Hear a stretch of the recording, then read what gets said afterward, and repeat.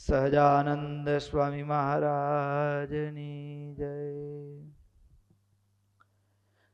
ઈષ્ટદેવ પરમારાધ્ય અનંત કોટી બ્રહ્માંડાધિપતિ સર્વનિયંતા સર્વ અંતર્યામી ભગવાન સ્વામિનારાયણ એમના દિવ્ય ચરણ કમળ સાનિધ્યમાં ચારેકોર વીટલાઈને બેઠેલા અનંત અનંત અક્ષર મુક્તો એમની જ પાવન સન્નિધિમાં અત્રે ઉપસ્થિત પૂજ્યપાદ વિષ્ણુ સેવક સ્વામી તેમજ કથા વિલાસી એવા બાળ યુવાન વૃદ્ધ સમસ્ત ભક્તો સર્વેને ભગવાન સ્વામિનારાયણની ભાવ સ્મૃતિ સહિત સાદર જય સ્વામિનારાયણ।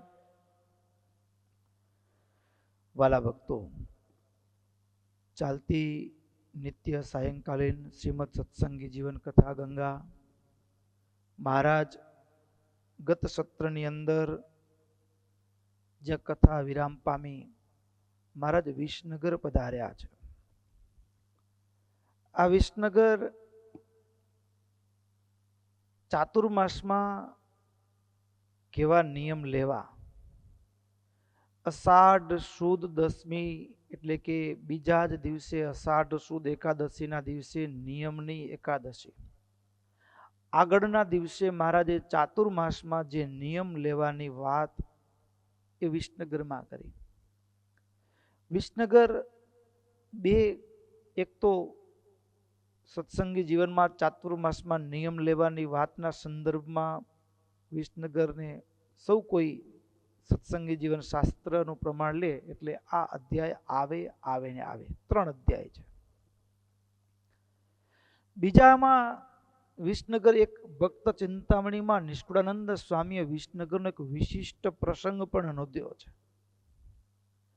વિસનગરની અંદર શોભારામ નામે એક દ્વેષી અને સુબો હતો, એ તો સત્સંગનો ભારે દ્વેષ કરતો, બેફામ ગાળો બોલે, હરિભક્તોને પણ હેરાન કરે, ઘણી બધી રીતે એનો ઉપદ્રવ હતો। પછી એમાંય હરિભક્તોને ત્યાં સુધી કીધું કે તમારા સ્વામિનારાયણ ભક્તો માણસ જ્યારે વાદ વિવાદમાં ઉતરે ને ત્યારે એને શબ્દનું ભાન ન રહે। હા, માણસ જ્યારે વાદ વિવાદમાં ઉતરે ત્યારે એને શબ્દનું ભાન ન રહે। અને બોલતા એ શું બોલ્યો કે હું બહુ દિવસથી દ્વેષ કરું છું, જો તમારા સ્વામિનારાયણ ભગવાન સાચા હોય તો મને કંઈક કરવું જોઈએ ને એને, સાજો નરવો ફરું છું, કાંઈ નથી થયું મને આજ દિવસ સુધી, આમ બોલતો। અને પછી તો ત્યાં સુધી માંગ્યું કે જો તમારા સ્વામિનારાયણ સાચા હોય તો હું એવું માંગુ છું વરદાન કે આજથી 8 દિવસની અંદર હું આંધળો થાઉં। જો તમારા સ્વામિનારાયણ હવે પારખું લેવામાં, ભગવાનની પરીક્ષા લેવામાં આવું હોય કઈ, આંધળો થાઉં કાં તો પછી 8 દિવસમાં અપંગ થાઉં। સત્સંગીઓ કે ભાઈ તું કલ્પ વૃક્ષ નીચે ઉભો રહીને હવે આવું માંગે। ત્યાં બન્યું કેવું ભક્તો ખબર હે, ત્યારે શ્રી હરિ છે કલ્પ વૃક્ષ, ત્યાં ચિંતવ્યું થાવા અચક્ષ, પછી વાયદો વેગડો રહ્યો, દિન 4માં આંધળો થયો। 8 દિવસની વાત તો દૂર રહી, 4 દિવસમાં જ ભાઈની આંખ જતી રહી, તો પણ એને તો ભગવાન છે એમ સ્વીકાર્યું નહીં, આંધળો થઈ ગયો તોય। એટલે વિસનગરની આ વાત પણ સંપ્રદાયમાં પ્રચલિત છે।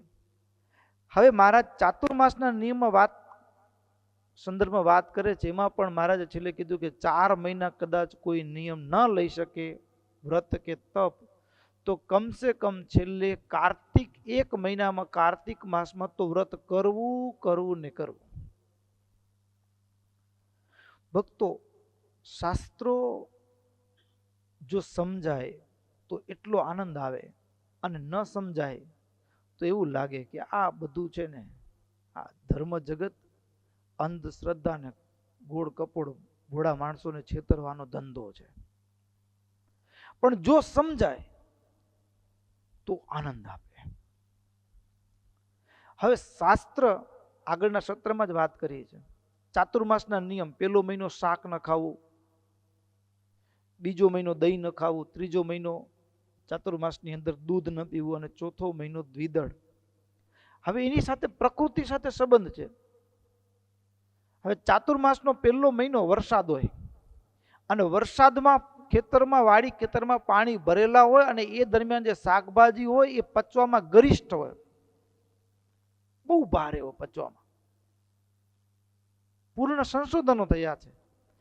તો ઋષિઓ એને વ્રતના રૂપમાં આવ્યું, ભાઈ 4 મહિનામાં પહેલો મહિનો શાક નહીં ખાવાનું. લાગે છે એમ કે આ જડતાપૂર્વક નિયમો છે, પણ નિયમ પાછળ પણ કુદરતની સાથે તાલ મિલાવવાની એક યોજના છુપાયેલી છે. જ્યાં આપણે તાલ ચૂકીએ ત્યાં બીમાર રોગના શિકાર બની જઈએ. શરદ ઋતુમાં પિત્તનો પ્રકોપ હોય, શરદ ઋતુમાં પિત્તનો પ્રકોપ હોય એટલે ત્યારે દૂધ ન પીવાય. પછી ચાતુર્માસમાં રીંગણ ન ખાવા. આપણે તો એમ થાય કે રીંગણ, હકીકતમાં ભક્તો ઉનાળામાં પાકેલું રીંગણ અને શિયાળામાં ઠંડીમાં પાકેલું રીંગણ, બેમાં જમીન આસમાનનું અંતર છે. ગુણમાં જમીન આસમાનનું અંતર છે.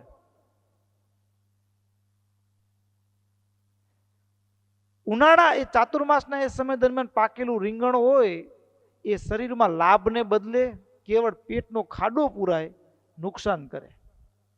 અને એ જ રીંગણ માગસર અને પોષ મહિનામાં જો હોય, હા, માગસર અને પોષ મહિનાનું રીંગણ એ શરીરમાં ઔષધિનું કામ કરે. એનું એ રીંગણ ક્યારે જમીએ છીએ તો એ નિયમના રૂપમાં આપી લો. આપણે 4 મહિના મૂળા ન ખાવા. હવે મૂળા વાસ્તવમાં એવું છે, તમે શિયાળામાં ઠંડીમાં પાકેલો મૂળો અને ઠંડી ન હોય એવા સમયે પાકેલો મૂળો, સ્વાદમાં ફરક પડી જાય છે. શું પડી જાય છે? સ્વાદમાં પણ ફરક પડી જાય છે. એટલે વ્રત જે છે, શાસ્ત્રોએ બતાવેલો જે વિધિ નિષેધ છે ને, એ બહુ સત્ય અને સનાતન છે. એમાં મહારાજ કહે છે, કાર્તિક માસમાં આંબળાનો બહુ મહિમા છે. તમે અહીંયા બધા ઝાડ વાવો છો, આંબળાના વાવો છો? નથી વાવતા? હા, આંબળાનું ઝાડ આંગણામાં રાખવાનું. આંબળાના વૃક્ષ નીચે બેસીને કરેલું ભજન તુબાકો. હા, મહારાજ કહે છે, જુઓ, ધાત્રી ફલ વિલિપ્તાંગો ધાત્રી ફલ વિભૂષણ ધાત્રી ફલ કૃતાહાર સંસ્રુતે મુચ્યતે નરઃ. મહારાજ કે કાર્તિક મહિનાની અંદર આંબળાના ફળના રસથી કોઈ માણસ સ્નાન કરે, હા, આંબળાના રસથી હો, પછી આંબળાના ફળનું ભક્ષણ કરે, જમવાના આંબળા, તો મહારાજ કે આવું વ્રત કર્યું ને, ખાવાનું ને જમવાનું, આંબળા ખાવાનું જમવાનું, તોય લાભ. મહારાજ કે સંસારના બંધનથી મુક્ત થઈ જાય. શું? તો કે કાર્તિક મહિનામાં આંબળા ખાઈએ તો 12 મહિનામાં થયેલા રોગો હોય, હા, એને ભગાડવાનું કામ કરે. લ્યો, સીધી રૂપમાં. બીજો જે મનની તંદુરસ્તી કેળવાય ને, એ બધી વાત તો હજી લાંબી છે, હજી માનવ બુદ્ધિમાં આવે એમ નથી. પણ કાર્તિક મહિનાની અંદર વળી મહારાજ કીધું, કાર્તિક મહિનાની અંદર આંબળાના ઝાડ નીચે બેસવું એ પણ ઔષધપ્રદ છે. તો મહારાજ કીધું, દ્રાત્રી છાયામ સમાશ્રિત્ય યો અર્ચયે ચક્રધારિણમ પુષ્પે પુષ્પે ભવે તસ્ય રાજસૂય ફલમ કિલ. મહારાજ કે કાર્તિકી વ્રત ધારણ કરનારો કોઈ પુરુષ આંબળાના વૃક્ષ નીચે બેસી અને ભગવાન શ્રી કૃષ્ણની પૂજા કરે, તો ભગવાને તુલસી પત્રથી પૂજા કરતો તો એક એક તુલસી પત્રના પાંદડે પાંદડે રાજસુ યજ્ઞનું ફળ મળે. હા, એક ઝાડ વાવજો. હા, આંગણામાં આંબળાનું ઝાડ. વળી મહારાજે કીધું આગળ કે આંબળાના વૃક્ષ નીચે દામોદરમ વનેભ્યર્ચ ધાત્રી વૃક્ષોપશોભિતે પક્વાનૈ સ્તોષયેદ વિપ્રાન યહ સવિષ્ણુપુરમ વ્રજેત. આંબળાના વૃક્ષોના વનમાં દામોદર ભગવાનની પૂજા કરે અને પછી પૂજા કર્યા પછી બ્રાહ્મણોને ભરપેટ ભોજન કરાવે તો એ ભગવત ધામને પામે છે. એના સિવાય પણ આ કારતક માસની અંદર મહારાજ કે રાય, પછી કારતક મહિનામાં જામફળ થોડુંક સારું નહીં હો. હા, જામફળ છે અહીંયા એમ કીધું માદકમ, મદ ઉત્પન્ન કરનાર છે. હા, જામફળ કારતક મહિનામાં જામફળ ન જમવું. પછી ક્ષૌદ્રમ કાશ્ય પાત્રે ચ ભોજનમ મદ, પછી કાંસાના પાત્રમાં ભોજન અને તેલ એટલાનો ત્યાગ કરે. અને આગળ મહારાજે કીધું દ્વિદળ. દ્વિદલ, દ્વિદલની અંદર શું તો કે જે અનાજને બે ફાડા થાય. હા, જે અનાજને ચાતુર્માસના ચોથો મહિનો છે ને કાર્તિક મહિનો, એમાં દ્વિદલ ન જમાય. આપણા પૂજ્ય સનાતન સ્વામી છે ને એ આ ચાતુર્માસમાં આ બધા નિયમ આજે પાડ્યો. પહેલો મહિનો શાક ન જમવું, બીજો મહિનો દહીં નહીં, ત્રીજો મહિનો દૂધ નહીં, ચોથો મહિનો દ્વિદલ નહીં. એ 4 મહિના આજે પણ હા એની સેવામાં હોય, પીરસનારો હોય. એ પછી કોઈક નવો આવી જાય ને પત્રમાં મૂકી દે તો સ્વામી થોડાક આકરા થાય, ખીજાય. તો ખબર નથી ભાઈ કાર્તિક મહિનો ચાલે છે, ચાતુર્માસનો ચોથો મહિનો છે. એટલે આજે પણ 103 વર્ષની ઉંમરે પણ સ્વામી આ નિયમોનું પાલન કરે. તો એ કાર્તિક માસ. હવે એમાં પણ બે ફાડા થાય એવા અનાજમાં કે કઠોળમાં અડદ, મગ, મસૂર, ચણા, કડથી, વાલ, ચોળા, તુવેર, મઠ, આ બધા કઠોળને દ્વિદળ કીધા છે. એનામાંથી બનેલી વાનગી ન જમાય. તો એવું વ્રત હોય એને કાર્તિકી વ્રત તરીકે. પછી કાર્તિક મહિનાની અંદર વાસી ન જમાય, જૂનું. આમ તો 3 કલાક જે ભોજન થઈ ગયો ને એને ઉચ્છિષ્ટ કીધું શાસ્ત્રમાં. આ દુનિયામાં છે ને આપણે આ ફ્રીજના નામે આપણે એવા ઊંધા રવાડે ચડ્યા છે, કહેવાય નહીં. તમે ઘરના છો એટલે વાત કરી દઉં. શું કામ ખબર છે? આપણે બ્રહ્મા જેવીએ છીએ. આપણે એમ માનીએ છીએ કે ફ્રીજમાં રાખીએ તો એવું ને એવું રહે. તમે ફ્રૂટ લીધું, માની લો એપલ લીધું કે કોઈ પણ શાક લ્યો, તમે ફ્રીજમાં રાખ્યું, 4 દિવસ પછી ફ્રીજમાંથી કાઢો, તમે આપણે માની છીએ કે એવું ને એવું પડ્યું છે. હવે એવું ને એવું ક્યારે કહેવાય? તો કે ફ્રીજમાં રાખ્યું ત્યારે જે ટેમ્પરેચર નોર્મલ જે હોય એવું ને એવું જ્યારે નોર્મલ પાછું થાય એ ફ્રીજમાંથી કાઢ્યા પછી, ત્યારે એવું ને એવું રહે છે, લંઘાઈ ગયું હોય છે. તો એવું ને એવું 4 દિવસ રહ્યું એમ કેમ કહી શકાય? સમજ્યા કે ન સમજ્યા તમે? 4 દિવસમાં એનામાં ફ્રીજમાં રાખવાથી એનામાં ગુણોનું પરિવર્તન થતું નથી, એ વાત ખોટી છે. સાચું તો ત્યારે કહેવાય કે એ પાછું તમે કાઢો અને જેવું છે તેવું ને તેવું રહે. પણ જેવું ફ્રીજમાંથી કાઢીને પછી મૂળ ટેમ્પરેચરમાં આવે ત્યારે એવું રહેતું નથી. એટલે હા, આપણે ધક્કો ન પડે, બીજા ધક્કા ઘણા ખાઈએ, પણ એટલે તાજું લઈને જમવાનું. વિદેશની અંદર તો હા વાત ન પૂછો ભાઈ, કઢી બનાવીએ તો 7 દિવસ હાલે. હા, લંડન જે ચક્કર મારી આવ્યા છે ને ખબર હશે, 7 દિવસ હાલે. હા, શાકે હાલે. પણ ભક્તો એક વખત ચૂલા ઉપર ચડ્યું પછી ઠંડુ થયું ને અને પાછું ગરમ થાય ને એટલે એના ગુણ મરી ગયા હોય. એ સ્લો પોઈઝન છે. એક વખત ચૂલા ઉપર અગ્નિ ઉપર શેકાયેલી કે રંધાયેલી વસ્તુ છે એ પાછી મૂળ તાપમાન મૂળ એટલે ઠંડી પડી ગઈ, ઠંડી પડ્યા પછી પાછી આપણે એને ગરમ કરીએ છીએ, એના ગુણોમાં ફેરફાર થઈ જાય, ગુણોમાં પરિવર્તન થઈ જાય. કોઈ પણ ભોજન હોય, હા એટલું કે આપણે એને ટેમ્પરેચરમાં રાખ્યું એટલે એ સમયે એ દબાઈને રહ્યું ખાલી. નહીતર જેમ કે ભોજન આપણે જમણવાર હોય ને પછી કંઈક થોડું ઘણું વધ્યું હોય ને વાસણો સાફ થતા હોય ને પછી એનો જે એઠવાડ હોય એ જે જગ્યાએ પાણી જતું પછી ગંધાય, ગંધાય ને એમ એ ભોજન પણ યાતયામ પૂતિ રસમ. ગીતામાં ભગવાન શ્રી કૃષ્ણે કીધું, એક પ્રહર વીતી ગયો, એક યામ પ્રસાર થઈ ગયો પછી એ ઉચ્છિષ્ટ કીધું છે. હા, એટલે મહારાજ કહે છે કાર્તિક મહિનાની અંદર વાસી અન્ન ન ખાવું. પછી એમાં ભક્તો આ બધા નિયમો સ્વસ્થ કાળમાં અને બધું અનુકૂળતાઓ ત્યારે હો, પછી ગરીબ માણસોને પછી આ બધા નિયમો થોકી દે તો બિચારા એ તો ખાડામાં ઉતરી જાય. હા, પછી મહારાજ કહે છે વાસી અન્ન. પછી કાર્તિક મહિનામાં એવું પણ નિયમ લઈ શકાય કે શાકમાં મીઠું ન ખાવું.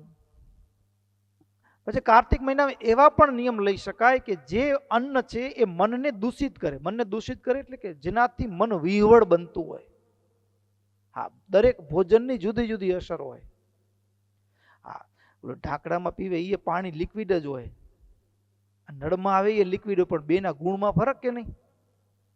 હા, એપલ છે એ પણ ફળ છે ને જામફળ છે એ પણ ફળ છે, ચીકુ છે એ પણ ફળ છે, પણ બધાના ગુણમાં ફરક છે, સ્વાદમાંય ફરક છે. એમ કેટલાક જે અનાજ છે એ મનને વિહવળ કરે. એટલે કેટલાક ભોજન હોય ચણાના લોટમાંથી બન્યું હોય તો ગેસ કરે ઘણીક વખત. હા, મેંદો હોય તો અંદર આંતરડામાં જઈને ચોટી જાય. આપણે તો પીઝા ગમે, પણ પછી અંદરે પછી પીઝો બહુ મોટો થાય. બારે ફૂલ્યો હોય અંદર જઈને કેટલો ફૂલતો હશે. હા, એટલે બુદ્ધિને દૂષિત કરનાર કેટલાક અન્ન છે. પછી સુરણ એ પણ એને ન ખાવાનો નિયમ લઈ શકાય. પછી કેટલાક એવું હોય કે મજબૂરી કચવાતે હૈયે ક્યાંકથી મળ્યું હોય, એટલે કે કોઈએ કચવાઈને આપેલું અન્ન હોય, દુઃખી થઈને આપેલું અન્ન હોય, કોઈને દબાવીને લીધેલું અન્ન હોય, એ પણ ભક્ષણ ન કરવું. પછી કાર્તિક મહિનામાં એવું પણ નિયમ લઈ શકાય, મહારાજ કે છે દિવસની નિંદ્રા ન કરવી, ખોટું ન બોલવું. પછી હા, પ્રાતઃકાળે, મધ્યાહન કાળે ને સાયંકાળે 3 વખત એ વિષ્ણુ સહસ્ત્ર નામનો પાઠ કરવો, કે પછી સાયંકાળે ભગવાનના મંદિરમાં જઈ આકાશ દીવો અર્પણ કરવો ભગવાનને, એ પણ કરી શકાય. પછી કાર્તિક મહિનાની અંદર જે સામો, જેને આપણે સામો કહી છીએ ફરાળમાં, એને ઋષિ અન્ન કીધું છે શાસ્ત્રોની અંદર. હા, તો એ સામો નિવારાદિક જે ઋષિ ધાન્ય છે એનું ભક્ષણ કરવું એ પણ કાર્તિક મહિનામાં શુભ કહેલું છે. તો આવી રીતે મહારાજ કહે છે કાર્તિક મહિનામાં, હવે એ તો સ્વસ્થ કાળમાં પણ ન લેવાય, કોઈ પણ કાળમાં ન લેવાય, જીવન કાળ દરમિયાન પણ માંસ એ તો ક્યારે પણ નહીં. પણ મહારાજ કે આવા નિયમો કાર્તિક મહિનામાં રાખી શકાય. બીજું મહારાજ કહે છે કાર્તિક મહિનાની અંદર ખાસ જો ભાગવતી દીક્ષા, જેને સંત દીક્ષા કાર્તિક મહિનામાં પ્રાપ્ત થઈ હોય, તો મહારાજ કે આ કાર્તિક માસમાં કોઈ ભાગવતી દીક્ષા ગ્રહણ કરે તો સંસારના જન્મ મરણના બંધનથી મુક્ત થાય છે. કાર્તિક મહિનાના અધિષ્ઠાતા દેવ ભગવાન સ્વયં નારાયણ પોતે છે, અને એટલા માટે કાર્તિક મહિનામાં કોઈ ભગવાનના ચરણમાં અર્પિત કરેલી, ભગવાનને સ્પર્શ કરેલી તુલસીની કંઠી કોઈ ધારણ કરે તો એ પણ મોક્ષદાયી કીધું છે. તુલસી કાષ્ઠ સંભૂતે માલે કૃષ્ણ જન પ્રિયે બિભર્મી ત્વામહમ કંઠે કુરુમામ કૃષ્ણ વલ્લભમ. આ કંઠી ધારણ કરે ત્યારે પણ ભગવાનને પ્રાર્થના કરે, હે પ્રભુ, આ તુલસીના કાષ્ઠમાંથી બનાવેલી કંઠી ભક્તોને પ્રિય એવા, હે પ્રભુ, આ તુલસીની માળા એને હું કંઠમાં ધારણ કરું છું. તમને જેવા તુલસી વાલા છે એવો હું તમને વાલો થાઉં, એવો મને તમારા વિશે પ્રેમ થાય, એવી મારા ઉપર કૃપા કરજો. એવી પ્રાર્થના કરતા થકા કંઠી ધારણ કરવાની. ભક્તો, આ બધા તપ છે ને, હવે જમાનો એવો આવ્યો કે આ બધી ડિગ્રીઓ ચડી ગયો ને એટલે એમાં ભરોસો ના આવે, આ ભૂખ્યા રહેવું ને. હા, બરાબર ને. પણ જેને આમાં ભરોસો ન હોય ને એ ભગવાનનું ન માને પણ ડોક્ટરનું માને. પછી આવડી ચરબી ચડી ગઈ હોય, હા, પછી ડોક્ટર કહે હો, પછી હવે તમારે 5 કિલોમીટર વોક કરવાનો, પછી ડાયટ પ્લાન લઈ આવે. શું લઈ આવે? હા, તમારે આ નહીં ખાવાનું, આ નહીં ખાવાનું, આટલા સવારે ખાલી જ્યુસ પીવાનું. અરે ભગવાન, મારા પ્રભુ કીધું એને એમ કર્યું તો આ સ્થિતિ ન આવી હતી. અત્યારે ડિટોક્સ, આપણે ગામડામાં છીએ એટલે આપણે તો ખબર નથી, બહુ મોટું ચાલે છે. ડિટોક્સ એટલે શું? અત્યારે આપણે દુનિયામાં માણસ એટલું બધું, હા, જેટલું અનાજ પાકે છે એમાં દવાઓ કેટલી બધી, સતત આપણે આડકતરી રીતે એટલું બધું ઝેર જમીએ છીએ, એટલું બધું ઝેર ખાઈએ છીએ. જેમ તમે ખબર હો ને, પેલા જે સાદી દવા હતી ને એનાથી ઈયળ મરી જાય, તમારા કપાસમાં આવ્યો, હવે એના ઈયળ એટલી પાકી થઈ ગયો ને કે એ દવા ખાય, દવા છાંટો તો મરે નહીં. હવે એના કરતા આકરી નાખ્યું તો મરે. પછી વળી બીજો પાક આવે ને ત્યારે એ ઈયળ પણ એ પાકી થઈ ગયો, એને પચાવે એવી ઈયળ આવે નવી. એમ આપણું શરીર એટલા બધા ઝેર જમીએ છીએ આપણે આહારમાં ને કોઈ પણ રીતે, શ્વાસમાં ને બધી રીતે એટલું બધું પોઈઝન અંદર જાય છે, દવાઓ. હવે તાવ આવ્યો હોય ને ગોળી ખાધી હોય, એમાં કોષ અડધું મૂકી દીધો દવાનો, એટલે પછી એ ગોળી ખાવ તો તાવ ન ઉતરે. પછી એના કરતા આકરી વધારે પાવરવાળી ગોળી ખાઈએ તો પેલો તાવ જાય. હવે આ બધા એટલા બધા ઔષધોના રૂપમાં આપણે અંદર દવાઓ નાખી છે, કેમિકલ મૂક્યું છે. એટલે હવે પાછા દુનિયામાં માણસો જાગ્યા છે. ડિટોક્સ એટલે પાછું શરીરને રિફ્રેશ કરવાનું, ઝેરથી મુક્ત કરવાનું. અને ઝેર મુક્ત કરવા માટે, ડિટોક્સ કરવા માટે સવારથી ચાલુ કરે. એમાં ઘણા પેલા ગરમ પાણીમાં મધ નાખે ને પછી એમાં લીંબુ નાખે ને એ પીવે ને પછી ચરબી ઓગાળવાના ધંધા કરતા હોય ઘણા. આ ઘણું બધું ચાલે. ચરબી ઓગળે પણ છે, પણ મધને ગરમ ન કરાય, એ વળી પાછું, હા, મધને ગરમ કરીએ તો નુકસાન કરે શરીરમાં. પણ હવે કોઈ પણ રીતે શરીરમાં જમા થયેલું ઝેર, પોઈઝન, એને કાઢવા માટે ઘણા બધા અત્યારે ડિટોક્સના કોર્સ આવે છે. પછી આયુર્વેદમાં પંચકર્મ પણ કરાવતા હોય છે ઘણા બધા લોકો. પણ તપ છે ને, હવે મારે જે વાત કરવી છે કે ભક્તો, ડાયટ પ્લાન કોઈક ડોક્ટર કે તમને આ ખાવું, આ ન ખાવું, આ ખાશો તો તમારી ચરબી વધે છે, વજન વધે છે, અને હવે તમે ખાલી ફળના જ્યુસ લ્યો, હવે આ લ્યો. એની ડાયટ કોઈક કહે દુનિયાનો માણસને કરવું, અને મારો પ્રભુ કે એમ કરીએ તો એ વ્રત કહેવાય, એ તપ કહેવાય. અને વ્રત અને તપ એ ભગવાનનો ભેટો કરાવે. અને ડાયટમાં તો ખાલી શરીરમાં સાધારણ લાભ થાય કે ન થાય, એના સિવાય બીજું કાંઈ મળે નહીં. પણ એ જ કામ છે, પણ મારો પ્રભુ કેમ કર્યું હોય તો એ વ્રત કહેવાય. નામ બદલાઈ ગયું, શું કહેવાય? વ્રત કહેવાય. હવે ડોક્ટર કે તમે તળેલું ન ખાતા, ડોક્ટરનું માનીએ, મારા પ્રભુ કીધું કે ચાતુર્માસમાં એક નિયમ લેવું, આપણે નિયમ લીધું તળેલું ન ખાવું, તો એ વ્રત થઈ ગયું. એની એક ક્રિયા છે, પણ મારા પ્રભુને પ્રસન્ન કરવા માટે કરીએ તો એ વ્રત અને તપ કહેવાય. અને એ જ કોઈક દુનિયાના માણસ કીધું હોય કે શરીર ઘટાડવા માટે કરવું પડતું હોય તો એને ડાયટ કહેવાય. એને શું કહેવાય? ડાયટ. અને એમાં ભક્તો તપ છે ને, તપ આમ તાપ, પરમાત્માને પામવા માટે આપણે આ પાંચ, આંખ, કાન, નાક, જીભ અને ત્વચા, આ પંચ જ્ઞાનેન્દ્રિય અને છઠ્ઠું મન, આખો ખેલ આના ઉપર છે, બરાબર ને?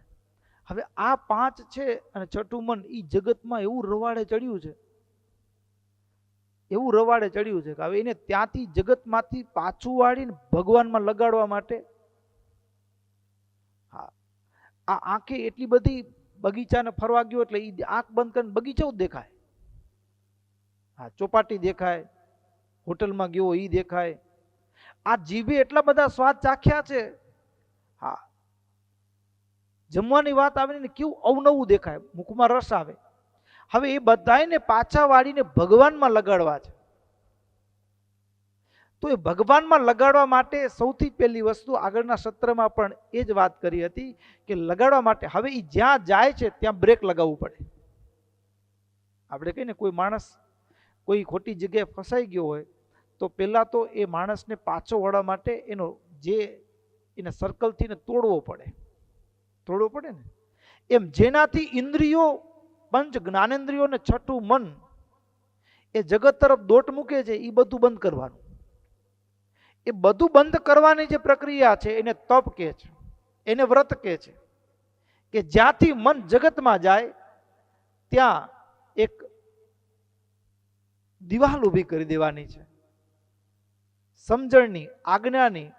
અને એ દિવાલ અને સમજણપૂર્વક નહીં એટલે નહીં, એ જે દ્રઢતાપૂર્વક એનું પાલન કરવાની જે પ્રક્રિયા છે એને વ્રત કહે છે. અને વ્રત કરવાથી થાય પાછો લાભ પાછો. હા, લાભ એ થાય કે આપણે એકલા મંડ્યા હોય ને તો આપણે એમાંથી છૂટી શકીએ એમ ન હોય, પણ જેવું વ્રતના રૂપમાં સ્વીકાર કરીને એટલે ભગવાન તરફથી પણ એક સહાય મળે. કારણ કે તપ ભગવાનને વાલું છે. નાનકડો છોકરો હોય, અભેરાઈ ઉપર કોઈ વસ્તુ પડી હોય, બરાબર, હવે એ પોતે ખુરશી રાખે, ઉપર પહોંચવાનો પ્રયાસ કરે, પહોંચી ન શકે, એટલે વળી ખુરશી ઉપર એક ડબ્બો રાખે, એના ઉપર ચડે. આ બાલ્ય અવસ્થાનો ખેલ છે. હા, હવે એના ઉપર ડબ્બો રાખી વળી ઊંચે પહોંચવાનો પ્રયાસ કરે તો માંડ હાથ પહોંચ્યો, પણ એમાં આવતું નહોતું હાથમાં. વળી એના ઉપર બીજો ડબ્બો રાખે, ભલે ડગમગ ડગમગ થતો હોય, પણ પ્રયાસ કરે. અને પ્રયાસ કરતો ને ત્યાંથી કોઈ પસાર થાય ને, હવે પ્રયાસને જોઈને આપણે બીજાને ખબર પડે કે આને ઉપર પડેલી વસ્તુ જોઈએ છે, પણ એ પ્રયાસ ન કરતો તો બીજાને કોઈને ખબર પડે કે જોઈએ છે? ના પડે. એમ તપ કરનાર જે વ્યક્તિ છે એના ઉપર ભગવાનની અસાધારણ કૃપા થાય છે. શું કામ? તો કે ભગવાન એ તપને જોઈ કે આ પ્રયાસ કરે છે છૂટવા માટે, ભગવાન એને મદદરૂપ થાય છે. અને પંચ વિષયમાંથી છૂટવા માટે, દોષોમાંથી છૂટવા માટે, સ્વભાવ કે કોઈ કુટેવો હોય એનામાંથી છૂટવા માટે ઈશ્વરીય સહાય આપણને મળી જાય. તો કે ભક્તો, ડાયટમાં ખાલી શરીરના રોગ હોઈ જાય, અને તપ વ્રતની અંદર શરીર અને મન, હા, શરીર અને મન બંનેના રોગ જાય. આદતો પણ જાય તપ કરવાથી, વ્રત કરવાથી, બંનેને કામ કરે એવું. અને મહારાજે કીધું કે ચાતુર્માસ ક્યારે પણ વાંજીઓ જવા દેવો નહીં. 4 માસ ન કરી શકી તો એક કાર્તિક માસમાં પણ અવશ્ય વ્રત કરવું ને કરવું. આવી રીતે, અને વ્રત કરીએ એ પણ ભગવાનની પ્રસન્નતાને અર્થે કરવું, કોઈ લૌકિક સ્વાર્થ માટે નહીં. આ નિયમ જ્યારે મહારાજે કહ્યો એટલે સભાની અંદર બેઠેલા બધા જ ભક્તો હતા, મહારાજને હાથ જોડીને કીધું, મહારાજ તમે કહેલા જે ચાતુર્માસના વ્રત એ પ્રમાણે અમે અવશ્ય વ્રત તપ અનુષ્ઠાન કરીશું. મહારાજ રાજી થયા. અને પછી મહારાજ ભક્તો વડનગર વિસનગરના ભક્તો ઉપર રાજી થઈ. અને હવે મહારાજ શ્રાવણ સુદ પાંચમના દિવસે વડનગર વિસનગરથી ચાલતા થયા મહારાજ શ્રીનગર એટલે અમદાવાદ તરફ. રસ્તામાં જેટલા વચ્ચે ગામડાઓ આવે અને ત્યાં બધા ભક્તો ભેળા થાય, લોકમાં વાતો થાય કે સ્વામિનારાયણ ભગવાન પ્રગટ થયા છે. એટલે માણસો ભેગા થાય, ગામને ગોદરે ભેગા થયા હોય, સાધુ સંતો જતા હોય એના દર્શન કરે. અને આમ ચાલતા ચાલતા મહારાજ હવે જ્યાં શ્રીનગર એટલે અમદાવાદમાં પ્રવેશ કર્યો છે. આ બાજુ અમદાવાદમાં અગાઉથી સમાચાર પહોંચ્યા છે કે સ્વામિનારાયણ ભગવાન પધારી રહ્યા છે. સમાચાર પહોંચ્યા છે એટલે તરત જ અમદાવાદના ભક્તો મહારાજનું સામૈયું કરવા માટે મહારાજના સામે એ પાદરે, જેમ આપણે ગામડાનું ભાગોળ હોય એમ નગરની બહાર ભગવાનના સ્વાગત માટે આવ્યા છે. પ્રેષ્ઠ માયાંતમાશ્રુત્ય પૌરા ભક્તા સ્તમભ્યયુઃ ગીતવાદિત્ર નિર્ઘોષૈ વાહનૈ વિવિધૈષઃ. અરે મહારાજના સ્વાગત માટે રથ, પાલખી, આ બધા વાહનો શણગારી. આપણે એમ થાય કે આ ઉત્સવમાં, યજ્ઞ પ્રસંગમાં કે શોભાયાત્રામાં બધા વાહનોની પરંપરા ક્યાંથી ચાલુ થઈ હશે? હા, તો મહારાજ જ્યારે ગામ આવતા ને ત્યારે ભક્તો ત્યારથી જ આપણી આ પરંપરા છે. મહારાજ માટે એ વિવિધ વાહનો શણગારી અને વાજિંત્રોના નાદની સાથે મહારાજના સ્વાગત માટે ગામની કે નગરની બહાર ભક્તો ભેળા થાય. અહીં કને મહારાજને જ્યાં દૂર, અડધો કોસ જેટલું દૂર રહ્યું ને, હવે એમાં દૂર જે આંખ પહોંચે કે મહારાજ આવી રહ્યા છે, ત્યાં તો મહારાજને આવતા જોયા અને આંખમાં એવા હરખના આંસુ આવી ગયા. હર્ષાશ્રુ પ્લુત દૃષ્ટય, દ્રષ્ટિ પડતાની સાથે હરખના આંસુ આવી ગયા આંખમાં. અને ભક્તો મહારાજને દંડવત કરવા લાગ્યા. દૂરથી આવતા જોયા તે મહારાજે દંડવત કરવા લાગ્યા. અને મહારાજ જ્યાં નજીક આવે, મહારાજ કહે રાખો રાખો. મહારાજ સાથ કરતા બધા ભક્તોને દંડવત કરતા એને શાંત રાખ્યા છે. મહારાજ આ ભક્તો કેવું મિલન હશે. પહેલી વખત મહારાજ પધારે છે અમદાવાદ. પહેલી વખત જ્યારે મહારાજ અમદાવાદ પધાર્યા છે, ભક્તોએ હરખથી મહારાજનું સ્વાગત કર્યું છે. મહારાજને શિબિકામાં બેસાડ્યા છે અને સંતો આવ્યા હતા સાથે. એ બધા સંતોને અલગ અલગ રથ અને વાહનોમાં એને, અને ભવ્ય શોભાયાત્રા. કેવી શોભાયાત્રા હશે કે એ અમદાવાદના રાજમાર્ગ ઉપરથી એ મહારાજ શિબિકામાં હોય, સંતો રથમાં હોય, અલગ અલગ વાહનોમાં હોય, અને હરિભક્તો એ આગળ વાજિંત્રોની સાથે ધૂન કીર્તન કરતા ચાલતા હોય ઉચ્ચ સ્વરે. અરે જ્યાં જ્યાં બજારમાંથી પસાર થાય ત્યાં વળી બેનો વાતો કરે. અરે તને ખબર છે કે નહીં, આ જે શિબિકામાં છે ને એ સ્વામિનારાયણ છે, સમાધિઓ કરાવે છે. તે કૃષ્ણનું નામ સાંભળ્યું? આપણે જેની માળા કરીએ છીએ, દર્શન કરીએ છીએ, એ ભગવાન છે એવું કહે છે. સાક્ષાત રામ પધાર્યા છે એવું કહે છે. આમ જે શેરીઓમાંથી પસાર થાય, બજારમાંથી પસાર થાય, લોકો અવનવી વાતો કરતા હોય, અવનવી વાતો કરતા હોય, અને એમ ધૂન કીર્તન કરતા કરતા. અને નરનારીઓનો હરખ કેટલો હશે, આનંદ કેવો હશે. ભક્તો, આ આનંદ છે ને હવે અત્યારે તો સહજ થઈ ગયું. તમારા ગ્રસ્ત જીવનની અંદર તમારો દીકરો હોય અને એ પેલા મસ્કત ગયો હોય, હા પેલી સફર મસ્કત ગયો હોય, અને પછી આવવાનો હોય, અને એમાં પછી ઘરમાં છોકરો નાનકડો પપ્પા આવશે એટલો આનંદ હોય. એમાં રેલવે સ્ટેશને કે બસ સ્ટેશને તેડવા ગયા હોય, અને જ્યાં આવે અને ત્યારે જે આનંદ હોય, હા છોકરો પપ્પા પપ્પા કરતા બાપાને બાથમાં લઈને ભેટી પડે, આંખમાં હરખના આંસુ આવી જાય. એ પત્ની હોય, 2 વર્ષનો વિયોગ હોય, હૈયું ભરાઈ આવે, પ્રેમના અશ્રુ હોય, એ મિલન છે. પણ ભક્તો આ તો જાણે આ કેવું મિલન હશે ખબર છે? કુંભ જેવો મેળો હોય અને એમાં એક દીકરો ને માં પતિ મૃત્યુ પામ્યા. કુંભના મેળામાં ગયા અને 1.5 મહિના સુધી મેળો ચાલતો હોય, અને એમાં માના હાથમાંથી દીકરાનો હાથ છૂટી ગયો. હવે હું તો ક્યાં શોધ્યું મળે. અને માં દીકરાને શોધતી હોય, મારો દીકરો પતિ મૃત્યુ પામ્યો છે, જીવનનો આધાર એકમાત્ર દીકરો છે, અને ઈ માથી વિખૂટો પડી ગયો કુંભ જેવા મેળામાં. અરે માં બિચારી બાવરી બની, ગાંડી ગેલી લાગતી હોય, એવી કઈ શરીરની પણ પરવા ન હોય. અરે એક મહાત્માઓના, સાધુ મહાત્માના તંબુ તાણ્યા હોય ને, આ તંબુમાં ક્યાં કોઈક જગ્યાએ કથાઓ ચાલતી, કોઈક જગ્યાએ રામાયણના પાઠ ચાલતા, કોઈક જગ્યાએ ભાગવત, કોઈક જગ્યાએ વેદઘોષ, ક્યાંક યજ્ઞ હોય. બધા તંબુમાં મોઢું નાખીને જોઈએ કે કોઈક સંત મહાત્મા ફકીરે મારા દીકરાને ક્યાંક બાવો તો નથી બનાવી દીધો ને. માની આંખ શોધતીઓ દીકરાને. અને હવે તો કુંભ મેળો પૂરો થવાના દિવસો, ધીમે ધીમે તંબુ વીટાવા લાગ્યા હોય, પણ માને હજી એક હૈયામાંથી મારો દીકરો એક તલપ, દીકરાના મિલનની તલપ સાથે માં ફરી રહી હોય.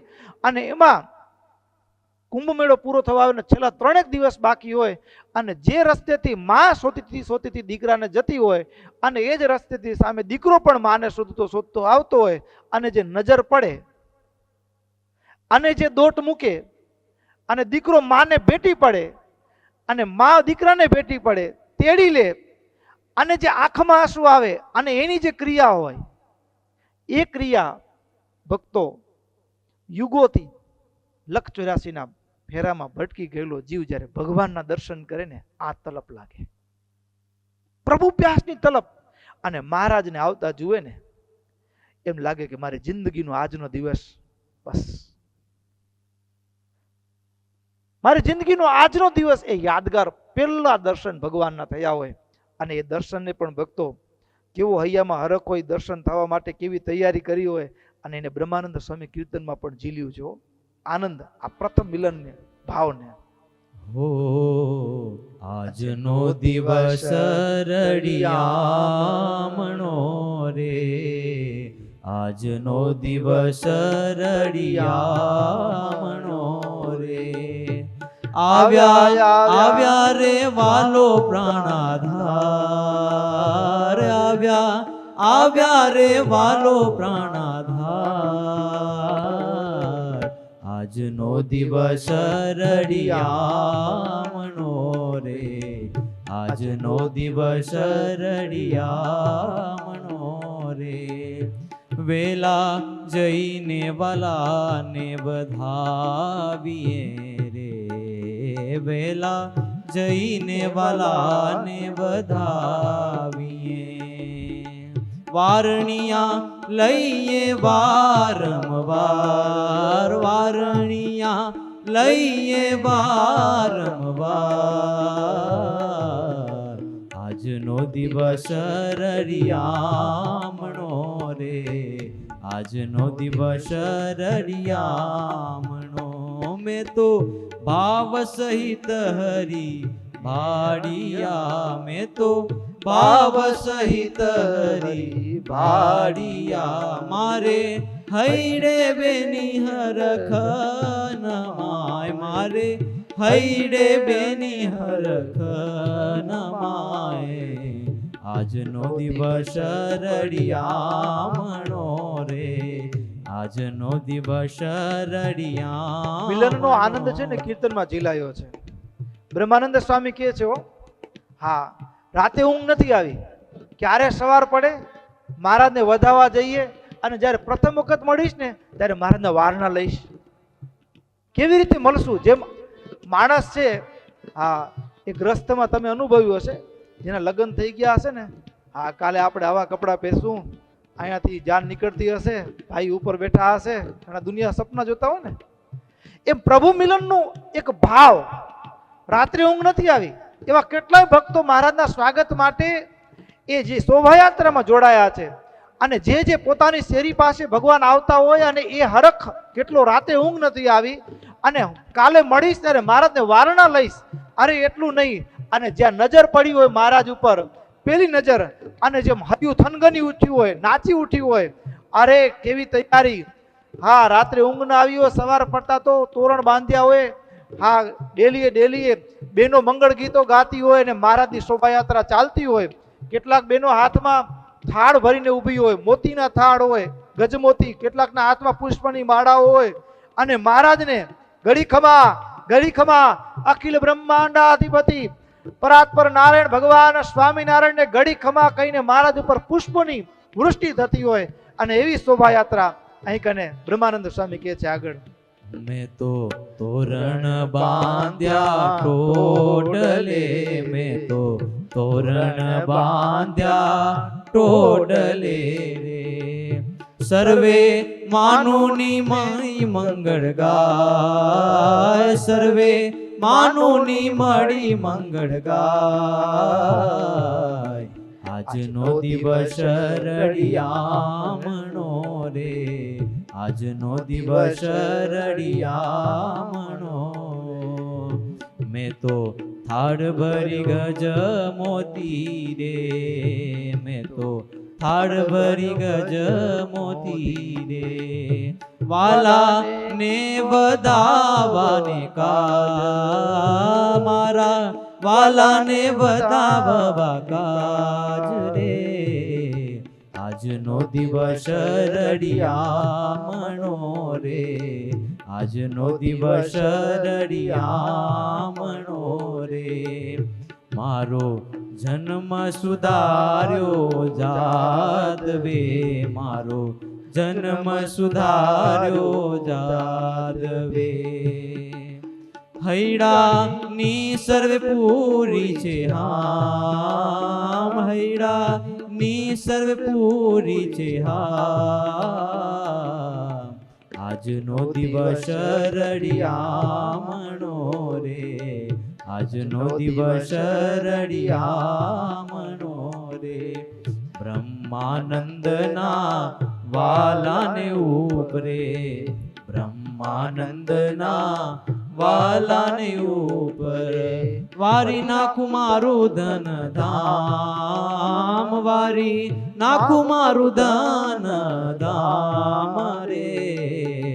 આજનો દિવસ રડિયામણો રે, આજનો દિવસ રડિયામણો રે. આવ્યા આવ્યા રે વાલો પ્રાણાધાર, આવ્યા આવ્યા રે વાલો પ્રાણાધાર. આજનો દિવસ રડિયામણો રે, આજનો દિવસ રડિયામણો. દર્શન થયા પહેલા મારો જન્મ સુધાર્યો જાદવે, મારો જન્મ સુધાર્યો જાદવે. હૈડાની રે સર્વે પૂરી છે હા.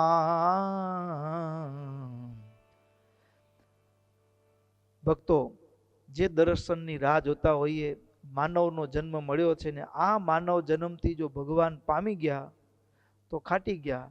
જો આ માનવ દેહથી ભગવાન ન પામી શક્યા તો ભક્તો વળી લક્ષચુરાસીના રવાડે ચડી જવાય. એટલે આ વખતે ફેરો ફાવી ગયા, ભગવાનનું દર્શન થઈ ગયું, બહુ કૃપા કરી. અને આવી રીતે દિવ્ય શોભાયાત્રા ચાલતી ચાલતી એ શ્રીનગર એટલે કે અમદાવાદના રાજમાર્ગ ઉપર પસાર થતા થતા નવાવાસની, તમે અમદાવાદમાં ગયા હો ને તો ત્યાં પોળ હોય. શું હોય? હા, રતન પોળ, મામાની પોળ ને ઘણા બધા પોળના નામ સાંભળે નથી સાંભળે? હા, પોળ. અને એમાં નવાવાસની પોળ જે છે આજે પણ એ નવાવાસ તરીકે જ ઓળખાય છે. નવાવાસની પોળમાં મહારાજનો એક નવું મકાન બનેલું, એમાં મહારાજનો ઉતારો કરાવે. મહારાજ પાર્ષદો સહિત ત્યાં ઉતારો થયો. મહારાજે બધા જ ભક્તોને જમાડ્યા છે. અને એમ કરતા સંવત 1866 શ્રાવણ વધી જન્માષ્ટમીનો દિવસ, અને એ દિવસે અમદાવાદના ભક્તો મહારાજને એકદમ ધામધૂમથી અનેક પ્રકારની સામગ્રીઓથી મહારાજની પૂજા કરી છે. ભગવાનનો જન્મદિવસ પણ ઉજવ્યો છે કૃષ્ણ પરમાત્માનો. અને બીજા દિવસે એટલે કે નોમના દિવસે મહારાજે બ્રાહ્મણોને આઠમના પૂજામાં જેટલું આવ્યું હતું ને બધું બ્રાહ્મણો દાનમાં આપી દીધું. જેમ કોઈ મોટો રાજા હોય, ચક્રવર્તી સમ્રાટ, અને જે હાથમાં આવે એ આપવા માંડે, કોઈ ગરીબ આવે જે આવે એને આપવા માંડે, એવી રીતે મહારાજે આગળના દિવસે પૂજામાં આવેલી ભેટ સામગ્રીઓ બધી જ બ્રાહ્મણોને આપી દીધી. અને પછી એકાદશીના દિવસે દસમ પણ એ રીતે પસાર થઈ ગઈ. એકાદશીના દિવસે મોટી સભા થઈ. હવે આ સભાની અંદર ભક્તો, હા, માણસો કેટલાક હોય ને, આપણે એમ ન માનવાનું કે બધા સભામાં આપણને કથા સાંભળવા જ આવ્યા હોય. કેટલાક પરીક્ષા કરવા પણ આવ્યા હોય. અહીંયાની વાત નથી, પણ જ્યારે અમદાવાદમાં પહેલી વખત મહારાજ આવ્યા છે ત્યારે અમદાવાદની અંદર અગાઉથી રામાનંદ સ્વામીના શિષ્ય રઘુનાથ દાસ, હા, એ તો લોકોને આમ એવા બરાબરના ઉશ્કેરીને તૈયાર કરેલા, એટલે કેટલાક દ્વેષભાવથી પણ આવેલા.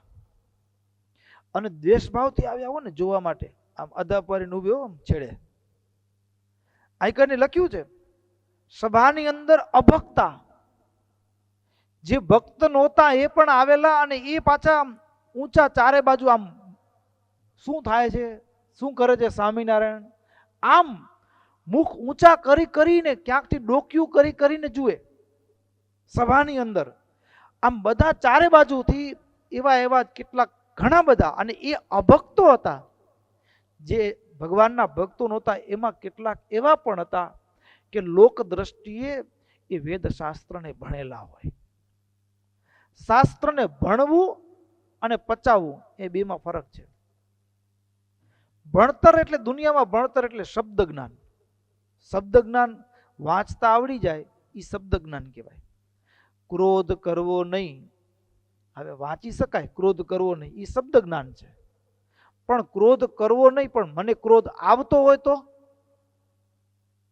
બરાબર. તો જે શબ્દ જ્ઞાન છે ને એ હોઠ પૂરતું બોલવામાં કામ લાગે કેવળ. હા, ક્યાંક સભા કરવી હોય તો અહીંયાનું ગોખી રાખ્યું, અહીંયા આમ કીધું છે, અહીંયા આમ કીધું છે, એમાં ભડાકા લગાવવા માટે હોઠનું કામ પડે. શબ્દ જ્ઞાન વાદ વિવાદમાં કામ લાગે. પણ જે હોઠથી જે જ્ઞાન હૈયા સુધી પહોંચ્યું હોય, અંતરાત્મામાં જે જ્ઞાન આચરણમાં હોય, એ હોઠનું જ્ઞાન દુનિયાના લોકો સાથે વાતો કરવામાં કામ લાગે. અને હૃદયમાં પહોંચેલું જ્ઞાન છે પરમાત્માની સાથે સંવાદ કરવામાં કામ લાગે. સમજ્યા ને? એટલે હવે આવા જે હતા એમાં બધા ઘૂસપૂસ કરે, વાતો કરે, ઠઠ્ઠા મસ્કરી કરે, હાસ્ય વિનોદ કરે. એ શું હાલ, આમ અરસપરસ ચારે બાજુથી. અને એની વચ્ચે કેટલાક વ્યાકરણ શાસ્ત્રના વિશારદ હતા, કેટલાક ન્યાયના, કેટલાક પૂર્વ મીમાંસા, કેટલાક ઉત્તર મીમાંસા, કેટલાક યોગના, કેટલાક કાવ્ય અલંકારના, કેટલાક કર્મકાંડમાં નિપુણ હતા. આવા કેટલા આવ્યા હતા બધા. બધાએ કેટલું બધું સાંભળ્યું હતું સ્વામિનારાયણ ભગવાન વિશે. એટલે પરીક્ષા કરવા, જોવા માટે કે કેવા છે સ્વામિનારાયણ, જોઈ તો ખરા. અને એવા બધા ભેગા થયેલા, અને એમાં ડોક ઊંચી કરીને, દ્રષ્ટિ આમ કરીને, આંખો ઝીણી કરીને જુએ ઘણા. અને એની વચ્ચે ભક્તો મહારાજે શું કર્યું, બધા જોવા જ આવ્યા છે તો મહારાજ કે ચાલો દર્શન કરાવીએ બધાને. એને નહીં પણ સભામાં એમ ખૂણે બધા ચારે બાજુ ઘેરો ગાલીને ઊભા છે ને એમાં આગળ બેઠેલા સંતો ને ભક્તો હતા ને, ગ્રસ્ત ભક્તોને, એના સામે મહારાજે દ્રષ્ટિ કરી. પ્રીત્યા સમીક્ષમાણેષુ મુનયસ્તેષુ કેચન ગૃહસ્થમાદ્યશ્ચ કથચિદ યોષિતોપી ચ નારાયણ મુનેસ્તસ્ય કૃપયૈવ સહસ્રશઃ લેભિરે તસ્ય ધામાની સદ્ય એવ સમાધિના. કેટલાકને ત્યાં સમાધિ થઈ ગઈ. મહારાજ દ્રષ્ટિ કરી, બાઈઓ ભાઈઓ બધા હતા. હવે જેની સમાધિ થઈ ને, હવે જે બેઠા હો તો આમ જ બેઠા હતા, સજળ. ઊભા હો તો એમને ઊભા હતા, જાણે કે લાકડું ઊભું રાખ્યું અને ટેકો એમને ઊભા રહી ગયા સ્થિર, થાંભલાની પેટે. બેઠા હોય બેઠા જ રહી ગયા. હવે બીજા માટે તો શું લાગે કે આ વળી નાટક ચાલુ કર્યું. આ તો એના જ માણસો ગોઠવી રાખ્યું કે હું ઈશારો કરું ને બધા એમ બઈ જવાનું. હા, માણસને ભરોસો ના આવે અત્યારે. હવે એમાં ભરોસો ના આવ્યો ને એટલે પછી શું કર્યું, ઓલા જે શાસ્ત્રોના જાણનારા બધા ઉભા હતા ને, પરીક્ષા કરવા આવ્યા હતા, એ કે ભાઈ આ તો સ્વામિનારાયણ નાટક ચાલુ કર્યું માણસોને પોતામાં ખેંચવા માટે. માણસોને કેચિતુ પૌરા વિપ્રાદ્યા શાસ્ત્રજ્ઞ અપ્યા સિદ્ધય સમાધિમ ઈદૃશમ દ્રુકુહકમ મેનિરેહિતમ સ્વમ મતખ્યાપનાર્થમ હિ છદ્મ જાડ્ય મિમેસિતા. છદ્મ કપટ કર્યું જો સ્વામિનારાયણ એના માણસોને કરાવી સમાધિ. હવે આવી રીતે કે ના, પણ આપણે આજે સ્વામિનારાયણનું કપટ ખુલ્લું કરવું. એટલે મહારાજે જે આશ્ચર્ય ચમત્કાર દેખાડ્યો એને લોકોની આગળ છતો કરવા માટે હવે એને શું ઉપાય કર્યો. કેટલાક એમાં વૈદું જાણનાર હતા, એ નાડી જોવા માંડ્યા કે ભાઈ સાચું છે કે ખોટું છે. હવે નાડી જોવા માંડ્યા અને નાડી જ હાથમાં ના આવી. કેટલાકે કીધું ભાઈ સમાધિ થઈ હોય તો એને શરીરમાં તો ભાન જ ન હોય કાંઈ. એટલે કેટલાક તો તૈયારી કરીને આવ્યા હશે અગાઉથી, ત્યાં ધગધગતા કોલસા શરીર ઉપર મૂક્યા, હાથ ઉપર ને અલગ અલગ અંગોમાં. હા, હાથની ચામડી બળતા બળતા કોલસો સુદ્ધા ઓલવાઈ જાય ત્યાં સુધી બળી જાય, પણ જેને સમાધિ થઈ છે એને તો કઈ ખબર જ નથી. અરે કેટલાક તો બળતો અગ્નિ મૂકે, કેટલાક એ અંગને છરી દ્વારા ચપ્પુ દ્વારા છેદે, શસ્ત્રો વડે કાપે, તો પણ જેને સમાધિ થઈ છે એનામાં કોઈ પણ પ્રકારનો વિક્ષેપ જોવા મળ્યો નહીં. હા, પછી માથું આલ્યું. જો કપટ હોય તો આ પીડા સહન થાય નહીં. કપટો તો સહન ન થાય. એટલે અને ભક્તો આવા પ્રસંગો છે ને, નિષ્કુળાનંદ સ્વામી ભક્ત ચિંતામણીમાં પરચા પ્રકરણમાં પણ લખ્યું છે. હા, માણસો દુનિયા કેવી કેવી પરીક્ષા કરતા ભક્તોની એ સમય. એમાં એક બેચર નામે એક કાછિયા ભગત હતા, નાની ઉંમર હતી. સમાધિમાં જાય, મહારાજ રાજી થઈ ધામમાં જાય ને સમાધિમાં, મહારાજ પ્રસાદી આપે. એટલે બીજા હોય ને એ શું કે, એ તો પહેલેથી સંતાડી રાખી હોય, પછી જાગે એટલે વળી કાઢીને દે એમ કપડામાંથી, લ્યો આ પ્રસાદી મહારાજ ધામમાંથી આપી છે. એટલે આવી માણસો શંકા કરે. એટલે બે ચાર જણા તો શું કર્યું કે એ બેચર ભગતને બધા કપડા ઉતરાવી નાખ્યા કે હવે પલાઠી વાળીને બેસ. જમાવટ છે ને પરીક્ષા લેનારા માણસોની. અને બેચરને સમાધિ થઈ, ધામમાં ગયા ભગત. ધામમાં ગયા તો મહારાજ હશે કે મળો દિગંબર આવ્યો છે. મહારાજ મુખ આડું રૂમાલ રાખી લખ્યું છે સ્વામી, તારા વસ્ત્ર ઉતારીને લઈએ લાવ્ય પ્રસાદી તો સાચો કહીએ, પછી ઉતારી લીધા અંબર કહે સમાધિ હવે તું કર્ય, પછી બેચરે સમાધિ કરી ગયો જ્યાં બેઠા હતા હરી, પછી સામું જોઈ હરી હસ્યા જોઈ એની દિગંબર દશા, આપ્યા 3 પેંડા તે હવારે જાગી દેખાડ્યા સહુને ત્યારે. હા, એમને દિગંબર બેસાડ્યા. તું તારી રીતે બેસે એમાં નહીં, અમે બેસાડીએ તું બેસે. આ ચેક કરીને બરાબર આવે, કપડા ઉતારી કે સંતાડી ન શકે એમ. અને મહારાજે સમાધિ મને 3 પેંડા આપ્યા. જાગ્યા ત્યારે એના હાથમાં 3 પેંડા હતા અને બધાએ માન્યું કે ના, વાત સાચી છે. હા, એવો જ પ્રસંગ એક નારાયણજીના દીકરા હરિરામ હતા. એની ઉંમર નાની હતી, એ સમાધિમાં જતા. એટલે સમાધિમાં જતા એટલે પછી આવે ત્યારે સમાધિની વાતો કરે. ગામના 2-4 કુસંગી માણસ હતા, સમજ્યા ને. એ કે ભાઈ આ તું નાટક બંધ કર. તો કે ભાઈ સમાધિ જેવું કઈ છે નહીં. હા, એક વાત છે, અમારી એક ખાનગી વાત એ દુનિયામાં કોઈ જાણતું નથી. તું જો સાચો સમાધિ વાળો હોય, તું ધામમાં જાય ભગવાન પાસે, તો આખી આવ જાણી આવજે હાલ અમારી વાત, તો મને તારી સમાધિ સાચી. એટલે સારું. અને ભગત સમાધિમાં ગયા, સમાધિમાંથી જાગ્યા ને એટલે કીધું, ભાઈ તમે બાદલપુર ગામ ગયા હતા? તો કે હા. ત્યાં પોક ખાવા કોઈકની વાડીમાં ઘૂસી ગયા હતા? તો કે હા. પછી પોક ખાઈને પાછા વળ્યા હતા? તો કે હા. ત્યાં તમને જંગલી લોકો પકડ્યા હતા? તો કે હા. પછી શું કર્યું તું? હા. શું કર્યું? તો કે ઈ ન કે બતાવે છે. હવે હકીકત એવી હતી કે ઓલા જંગલી માણસો લૂંટતા લૂંટતા કઈ મળ્યું નહીં, તો કપડા લૂંટી લીધા હતા. સમજ્યા ને? હા, કપડા. અને આ 3 ને જ ખબર હતી, જે લૂંટાણા હતા એને જ ખબર, બીજાને કહેવાનું નથી. આ લાજ જાય. એટલે આ વાત જે કીધી કે ભાઈ હતું? તો કે હા. તો તારી સમાધિ સાચી. લોકો ચિત્ર વિચિત્ર રીતે એ સમયે પણ, અને ભુજની અંદર પણ પેલા મહાત્માજી હતા, લાદીબાઈનો પ્રસંગ છે, અમારે ગુરુજી તો સમાધિમાં રહેતે, અને 2 ચેલા એના હાથ પકડીને ખંભામાંથી ઉપાડીને લઈ આવ્યો મહારાજ પાસે. પછી મહારાજ કે તમારા ગુરુજી તો બહુ જબરા સમાધિ વાળા છે. હવે સમાધિ વાળા છે તો સમાધિનું દર્શન તો કરાવીને બધાને, તમારા ગુરુ આટલા બધા મોટા છે. તો સમાધિની કસોટી કરવા માટે મહારાજે કસોટી કરી હો. ત્યાં લાદીબાના હાથ ઉપર ધગધગતો કોલસો મૂક્યો, હાથની ચામડી બધી બળી ગઈ, પણ લાદીબા તો સમાધિમાં, એને ક્યાં કાંઈ ખબર હતી. પછી મહારાજ કીધું તમારા ગુરુ મહારાજ પણ સમાધિમાં છે, તો તમારા ગુરુ મહારાજના હાથ ઉપર પણ, હા, ચીપિયા વડે મહારાજે કોલસો પકડીને કીધું મૂકીએ ગુરુ મહારાજના હાથ. અને ગુરુ મહારાજ જાય ભાગતા હો. 2 ચેલા ત્યાં જ ઉભા રહ્યા, ટેકો દઈને લઈ આવ્યા હતા. ગુરુ મહારાજ વચ્ચેથી ગુમ થઈ ગયા. પણ આવી રીતે અમદાવાદની અંદર ભક્તો, એ જે દ્વેષ કરનારા લોકો હતા, ધર્મને અધર્મ માનતા હતા, સ્વામિનારાયણ ભગવાનની સાથે વિદ્રોહ કરનારા હતા, એ પણ આ પ્રસંગ નજર સામે જોયો, પોતે ખાતરી કરી, મનમાં એમ થયું કે સમાધિ તો સાચી છે. સમાધિ તો સાચી છે. હવે બીજો પ્રશ્ન ત્યાં આવીને ઉભો રહ્યો, આ બધા ગયા હતા તો ક્યાં ગયા હતા? આ ગયા, આંખ બંધ થઈ ગઈ, આપણે હાથમાં કોલસા નાખ્યા, પછી મહારાજને જગાડ્યા.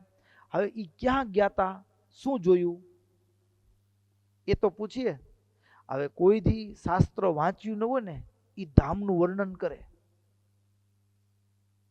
શ્વેતદીપ ધામનું વર્ણન કરે, કોઈ ગોલોક, કોઈ વૈકુંઠ. ત્યારે જે પંડિતો હતા ભક્તો, આ સમાધિની વાત આપણા માટે પણ અટપટી છે, નથી? તમને એમ થાય કે સમાધિ કેમ થતી હશે ને શું હશે, એવું થાય ન થાય?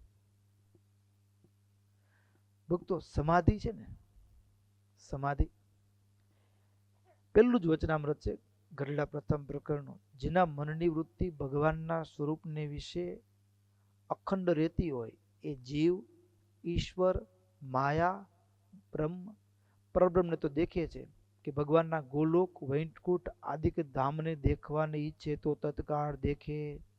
એટલે શું? તમને સમાધિ થાય છે? થાય છે? મને ખબર છે તમને થાય છે. ભગત તમારું નામ શું? એન્જિનિયર પ્રિયનભાઈ. તમે અહીંયા બેઠા છો, તમારા ઘરે તમારો કબાટ છે, બરાબર? એમાં ત્રીજા ખાનામાં કપડાં પડે તમને દેખાતા નથી? દેખાતા અહીંયાથી? આ ઘરની સમાધિ છે ને આ યાર. આપણે અહીંયા બેઠા છીએ અને ઘરે આપણે, કારણ કે જે જગ્યાએ જેના આકારે વૃત્તિ, જ્યાં આપણું મન કોન્સન્ટ્રેટ થતું હોય ને, એ અહીંયા બેઠા બેઠા તમને ફોન આવે કે ભાઈ ચાવી ક્યાં મૂકી છે? જો મારા રૂમમાં જા. હા ગયો. હવે જો ખૂણામાં કબાટ છે ને? હા છે. એમાં જો માથેનું બીજું ખાનું છે? હા છે. એમાં જો નીચેથી પહેલી ને બીજી જે જોડી કપડાની છે ને, એના પેન્ટના ખિસ્સામાં જ આવી છે. હા બેઠો છે અહીંયા, પણ દેખાય છે આ ઘરનો ખૂણે ખૂણો. પણ આપણી સમાધિ છે એ ભોગ સમાધિ છે. કેવી છે? દુનિયાના જેનામાં મન રહેતું હોય ને, એ ઈદમની પેટે સાંભળી આવે. હવે આપણી વૃત્તિ ઘરના આકારે છે, અને જ્યારે ભગવાનના આકારે વૃત્તિ થાય ને, તો ભગવાનમાં તો અનંત કોટી બ્રહ્માંડો, એના એક સેવકમાં અનંત કોટી બ્રહ્માંડો, જેના રોમ સુછિદ્રમાં અણુસમા બ્રહ્માંડ કોટી ફરે. બરાબર? એ તો કાળમાયાના નિયંતા છે. એટલે જેવી ભગવાનના સ્વરૂપમાં અખંડ વૃત્તિ રે, અહીંયા બેઠા બેઠા તમે જેમ ઘર દેખો છો, એવી રીતે એ ભગત જેના મનની વૃત્તિ ભગવાનમાં રે, આપણી વૃત્તિ ઘરમાં છે તો આપણે ઘર દેખાય છે. હવે કોઈકની વૃત્તિ સ્ત્રીમાં હોય, કોઈકની વૃત્તિ સ્ત્રીમાં હોય, તો એને સ્ત્રીની સમાધિ થાય. શું થાય? હા, એને ભોગ સમાધિ કહેવાય. હા, એક ભાઈ સ્કૂલમાં હોય ને, તો એને મને કઈ યાદ નથી દેતું, એમ કહો. ઓલું માસ્તર 1 કલાક સુધી બોર્ડમાં ભણાવ્યું હો, પછી પૂછે સ્ટેન્ડ અપ, ઊભો થા. શું હવે કેમ? સમજણ ન પડી. કલાક સુધી બિચારો માસ્તર મથ્યો બોર્ડમાં લખી લખીને. પણ એ જ ભાઈ હોય અને પછી ઉંમર થઈ ગઈ હોય, યુવાની ઉંમર, અને ક્યાંક કોઈક દીકરીમાં મન ભટકતું હોય, અને એ બેન લ્યુના લઈને નીકળ્યા હોય, અને એ ક્યાંક ઓટલે બેઠો હોય, 1 સેકન્ડ જોયું હોય ને, તો રાતના સ્વપ્નમાં જેમ હોય એમ દેખાય. દેખાય કે ન દેખાય? દેખાય. સમાધિ. હા, ઈદમની પેટે સાંભળી આવે. જે જોયું છે 1 સેકન્ડનો ખેલ, વાળના લટથી માંડીને પગની સેન્ડલ સુધી યાદ રહી જાય. તો દુનિયામાં જેમ ભોગમાં મન જાય ને એ સાંભળી આવે છે, એમ જ્યારે ભગવાનમાં મન સ્થિર થાય ને, ત્યારે ભગવાન તો અનંત કોટી બ્રહ્માંડના નિયંતા છે, સ્વામી છે. એટલે અનંત કોટી બ્રહ્માંડો પણ આ આંખથી દેખવા માંડે. જગતની ઉત્પત્તિ, સ્થિતિને, પ્રલયને દેખે. જીવ જીવમાં ભગવાન રહ્યા છે એને પણ દેખે. ભગવાનના ગોલોક વૈકુંઠ આદિ ધામને પણ દેખે. પણ ભક્તો, દુનિયામાં મન જાય એ સહજ છે, ભગવાનમાં સ્થિર કરવું એ હા, એના માટેની આ કથા છે ભાઈ. સમજ્યા ને? એ સમાધિની વાત છે. જ્યારે ભગવાનમાં વૃત્તિ સ્થિર થાય એટલે કેવી સ્થિતિ હોય, તો કે એની દ્રષ્ટિ, એની આંખ, કાન, આ ઇન્દ્રિયો બધા કાળ માયાના આવરણને ભેદી જાય. અને આવરણને ભેદે તે કેવું? તો ભક્તો, અહીંયાથી હજારો કિલોમીટર ઉપર પડેલી વસ્તુ એ દેખે તો એ ધામ દેખે. એમાં શું નવાય? હજારો વર્ષો પહેલા થયેલી ઘટનાને દેખે, હજારો વર્ષ પછી થનારી ઘટનાને પણ નજર સામે દેખે.